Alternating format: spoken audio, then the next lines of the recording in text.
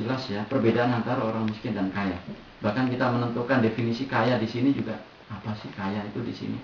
Ya karena semuanya sudah serba tercukupi, hal-hal yang minimal, hal-hal yang sifatnya itu keperluan personal tercukupi. Ya.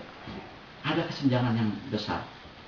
Dan susahnya lagi mekanisme sosial, kontrol sosial. Bagaimana kewajiban sosial, filantropi seorang yang mempunyai kekayaan yang lebih itu sangat bakhil untuk menyampaikannya kepada yang kekurangan. Ya karena mekanisme dalam undang-undang juga tidak ada. Mekanismenya apa? Kalau di sini mekanismenya pajak.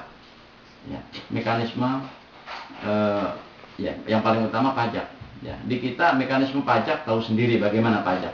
Ya, dalam satu sisi pajak juga sebenarnya banyak yang diwajibkan pada masyarakat ya, namun ternyata implementasinya juga masih sangat kurang.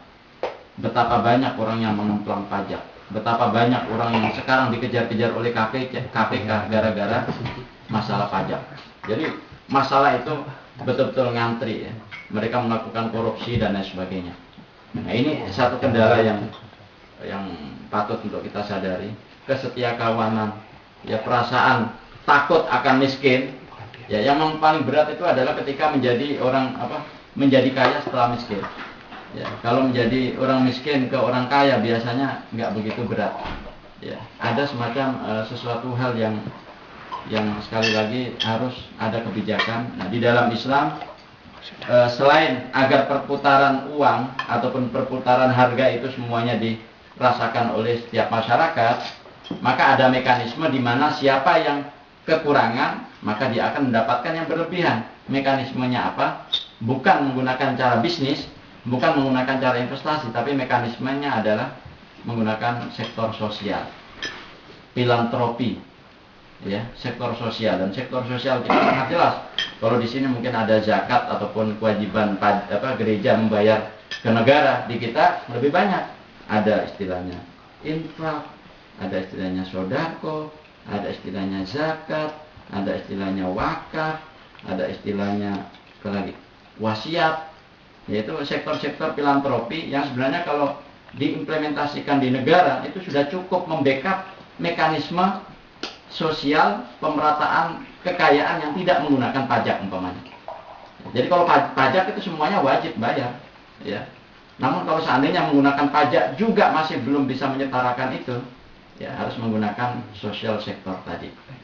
Ya, maka di dalam Islam paradigma perpisahan antara ataupun sekarang yang ada ya dikotomi di sistem kapitalis modern antara moneter sektor dengan sektor real yang itu terpecah terbelah jadi dua, ya di dalam Islam tidak berlaku.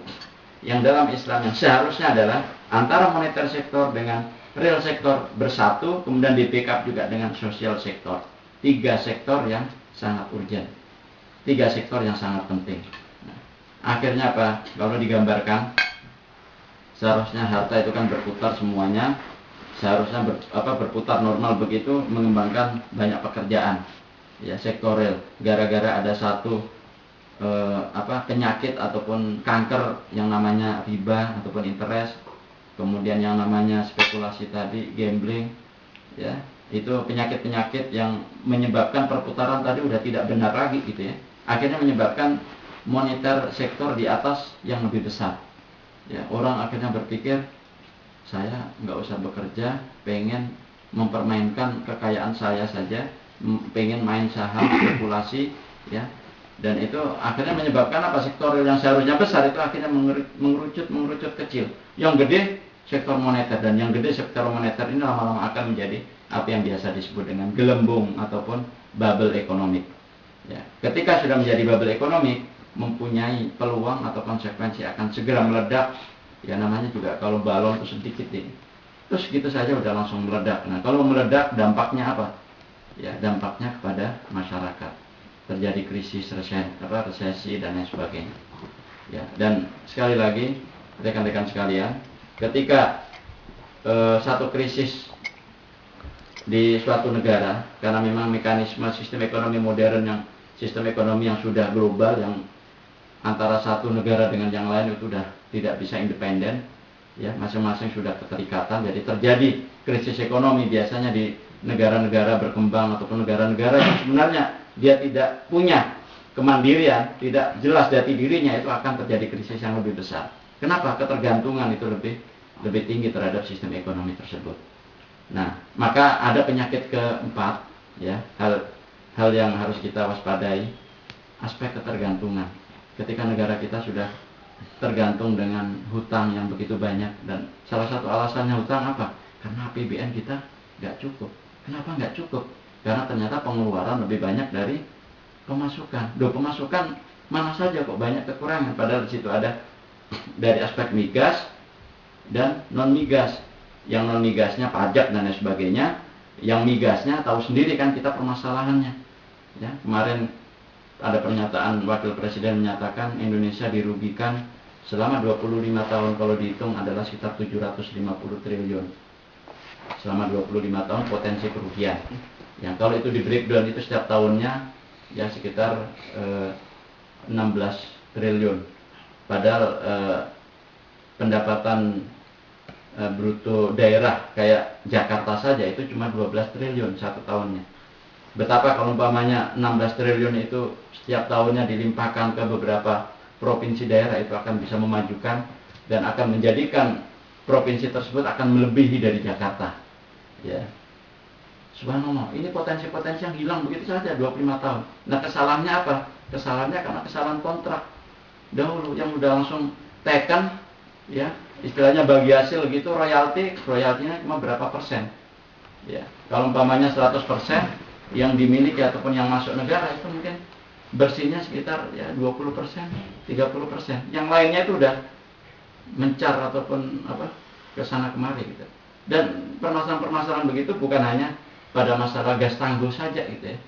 Kasus yang komitmen kita dengan Shell, bahkan Freeport dan lain sebagainya. Nah, kalau udah permasalahan-permasalahan dalam manajemen tentang pendapatan negara dari aspek migas saja udah bermasalah kayak begitu, bagaimana tidak pengeluaran lebih besar dibandingkan pemasukan. Nah, dari aspek perpajakan juga begitu. Belum begitu efisiensi, masyarakat juga belum punya kepercayaan yang penuh terhadap pengelola pajak sehingga malas untuk bayar. Dan akhirnya terjadi korupsi, kolusi dan lain sebagainya, sehingga ya betapa banyak sekarang ini aduan-aduan bahkan permasalahan di KPK yang ngantri disebabkan karena korupsi, masalah gratifikasi, masalah ini dan lain sebagainya. Nah, ini beberapa hal yang akhirnya ya sekali lagi dalam tanda kutip kita masih memerlukan bantuan dari luar negeri, dari multilateral. Dan ketika kita minta bantuan dari multilateral, itu saya juga heran ya. Ketika kita terikat dengan bantuan, itu biasanya negara donatur yang menentukan kebijakan bantuan untuk apa. Ya, di situ udah langsung dibuat, umpamanya tahun ini Indonesia mendapatkan bantuan. Ya, maka 5 tahun sebelum bantuan itu turun, itu mereka sudah membuat program yang namanya Country Assistance Strategy, CAS. Country Assistance Strategy yang buat itu bukan kita, tapi tim-tim dari mereka. Ya, mulai dari bagaimana alokasinya untuk daerah, untuk sektor apa, itu mereka semuanya yang mengatur. Ya, tapi ketika membuatnya juga disinkronkan dengan kebijakan kita. Ya, namun kalau seandainya mereka juga yang membuat sendiri walaupun disinkronkan, ya maka nggak heran kalau seandainya bantuan banyak di kita, itu mempengaruhi kebijakan-kebijakan kita. Satu sisi, ini masalah undang-undang perburuan harus dirubah ini. Kenapa? Investasi supaya bisa masuk. Karena ternyata kos buruhnya cukup tinggi. Akhirnya ketika mau dirubah, demo di mana-mana, terjadi masalah. Ya, aspek kebijakan lagi, peraturan harus dirubah. Kenapa? Karena kalau nggak begini, investor nggak masuk. Harus ada privatisasi. Ini BUMN dan sebagainya seharusnya diprivatisasi supaya apa?